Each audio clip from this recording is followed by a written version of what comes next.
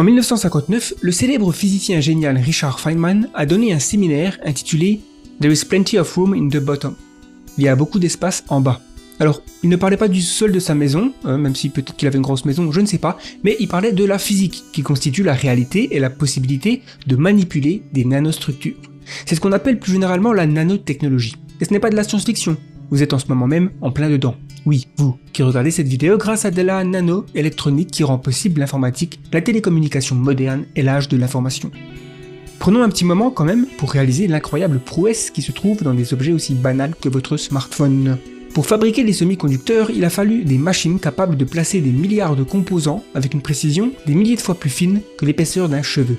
Le concept de manufacture de précision atomique, aussi appelé assemblage moléculaire, est la prochaine étape de la nanotechnologie. Mais au lieu de la nanoélectronique qui traite des bits d'information, l'idée est d'avoir de la nanomachinerie, qui organise les atomes et molécules en structures plus complexes, du bas vers le haut. Quand nous y arriverons, l'impact sur l'humanité pourrait radicalement transformer les bases matérielles de la civilisation. Voyons à quoi cela pourrait ressembler.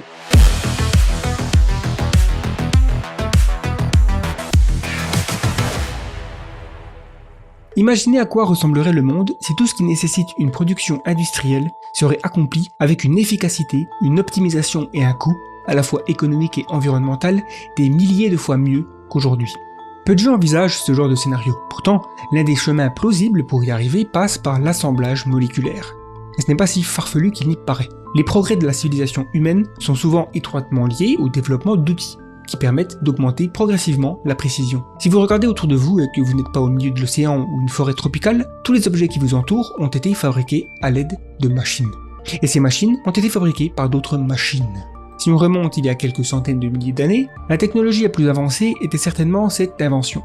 Utile pour tuer des proies, dépecer la viande, créer des étincelles pour faire du feu, couper des peaux de bêtes pour faire des vêtements, une technologie qui a joué un rôle prédominant dans l'augmentation des capacités de nos ancêtres jusqu'à les placer en haut de la chaîne alimentaire. Nous avons ensuite progressé vers des outils en bronze et en fer, qui fonctionnaient tous avec une précision que nous pouvions voir à l'œil nu et utiliser avec les mains. Au 19e siècle, nous avons mécanisé la fabrication d'outils avec la vapeur et des alliages métalliques plus purs, ce qui a permis de construire des outils avec des précisions inférieures au millimètre. L'utilisation de l'électricité nous a ensuite donné une précision au niveau du micromètre, au début du XXe siècle.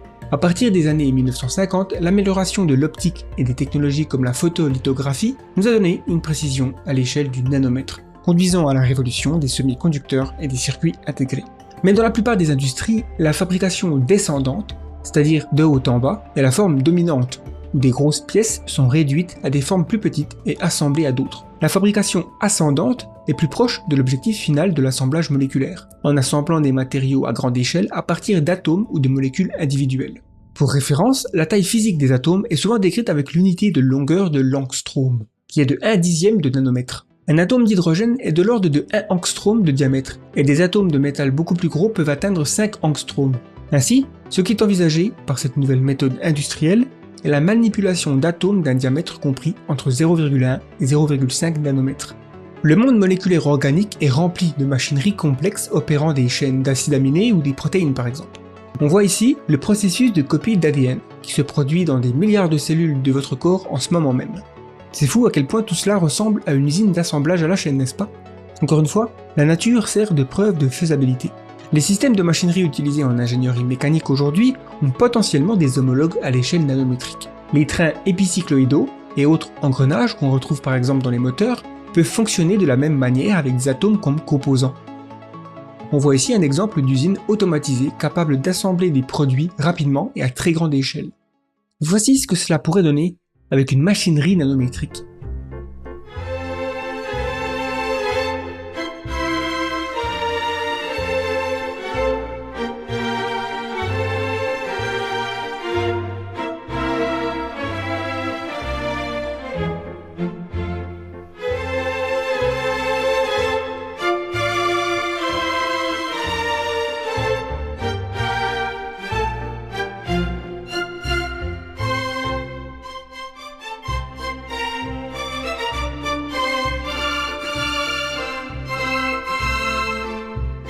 Le facteur d'échelle est d'1 million, ce qui offre des capacités incommensurables.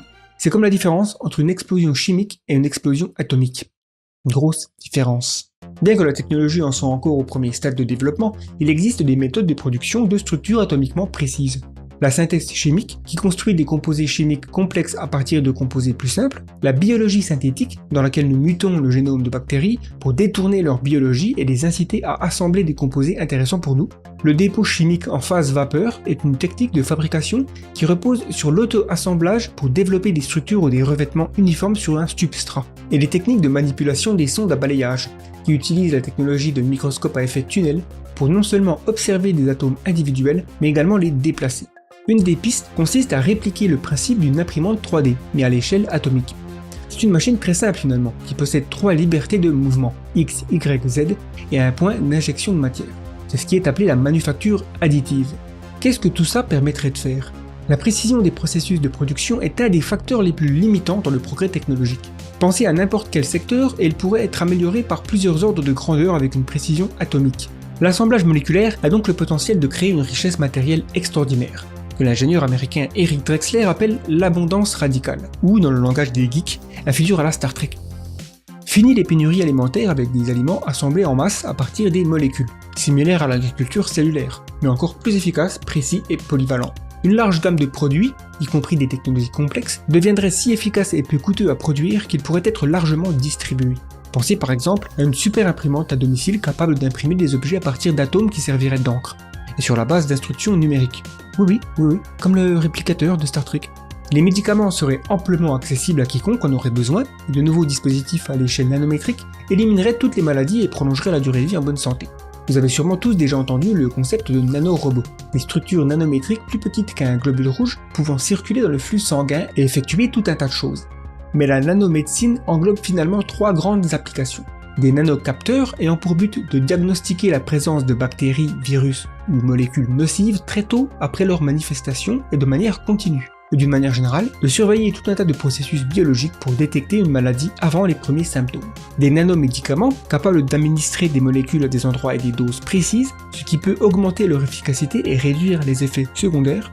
Des nano-outils pour de la nanochirurgie afin de couper ou enlever quelque chose dans le corps à une échelle de la cellule, ce qui serait bien moins agressif pour le corps humain et permettrait des interventions chirurgicales rapides et une récupération bien plus rapide. Pouvoir manipuler individuellement des atomes permettrait de repousser encore plus les limites de la computation vers la densité maximum de calcul informatique. Il existe même des recherches visant à stocker des bits d'information, des 0 et des 1, sous forme d'atomes uniques. Pour apporter un peu de contexte, aujourd'hui, des millions d'atomes métalliques composent un seul bit numérique sur les disques durs. Là, on envisage un atome pour un bit. C'est des trillions de fois plus de stockage que mon ordi. De quoi donner le vertige sur le type de monde que cela pourrait créer.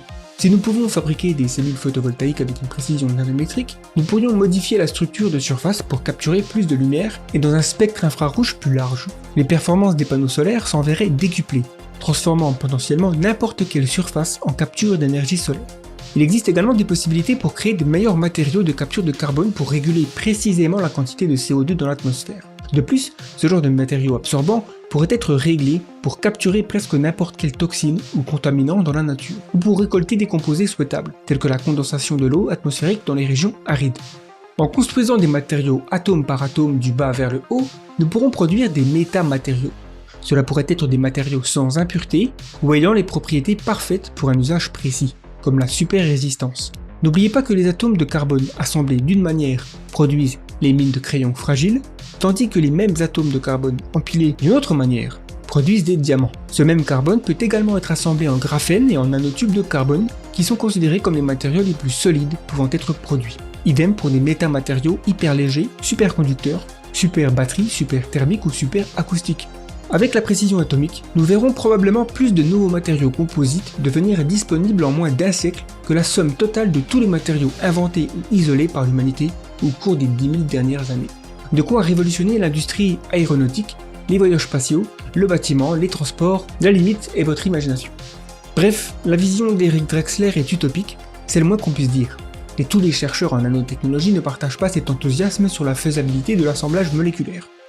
Une chose est sûre, nos sociétés ne sont pas du tout prêtes à intégrer ce genre d'industrie. Les piliers les plus fondamentaux de l'économie devront changer à mesure que l'on intègre une offre matérielle et énergétique quasi illimitée à des coûts de production négligeables. Et c'est important de réfléchir aux risques d'une telle révolution. L'assemblage moléculaire pourrait aussi signifier une réduction du coût de l'armement et augmenter la puissance des armes, conduisant davantage d'acteurs à construire de grands arsenaux militaires. On peut aussi se demander si les gens trouveraient moins de sens à leur vie si la richesse matérielle était facile et abondante. Est-ce que l'argent aurait encore sa place? Comment les relations interpersonnelles seraient-elles affectées? Quelle nouvelle forme d'inégalité émergera? Tout comme Charlemagne ne pouvait pas imaginer l'impact de la révolution industrielle, nous sommes face à une sorte d'horizon des événements sur un monde post-rareté que pourrait offrir l'assemblage moléculaire. Mais dites-moi ce que vous pensez de tout ça dans les commentaires. Est-ce que vous pensez que l'assemblage moléculaire est quelque chose que nous verrons dans notre vivant, ou est-ce que ce sera plutôt une technologie spéculative, peut-être dans 1000 ans ou plus? Est-ce que les progrès fulgurants de l'intelligence artificielle ces dernières années pourraient être un facteur d'accélération de l'assemblage moléculaire? Toutes ces questions, je me les pose tous les jours, tous les soirs. Je ne sais pas, je suis pris par des vertiges existentiels. Si vous êtes nouveau sur cette chaîne, je vous invite à vous abonner pour découvrir nos prochains épisodes toujours consacrés au futur. Et n'hésitez pas à explorer nos précédentes vidéos et podcasts dans les différentes playlists. Merci de cliquer sur j'aime ou j'aime pas afin de nous rendre plus visibles aux algorithmes de YouTube, ce qui aide la chaîne à croître. Si vous avez des remarques ou un avis à donner, les commentaires sont là pour ça, et vous pouvez aussi rejoindre le Discord The Flares, lien dans la description. Et enfin, sur le site the-flares.com, nous produisons du contenu exclusif premium, comme des documentaires ou des résumés audio de livres. L'avenir est une nuit noire dans laquelle nous ne pouvons pas nous permettre d'avancer aveuglément. C'était Gaëtan pour le collectif The Flares. Nous sommes vos fusées éclairantes. Nous sommes The Flares. Merci, et à bientôt.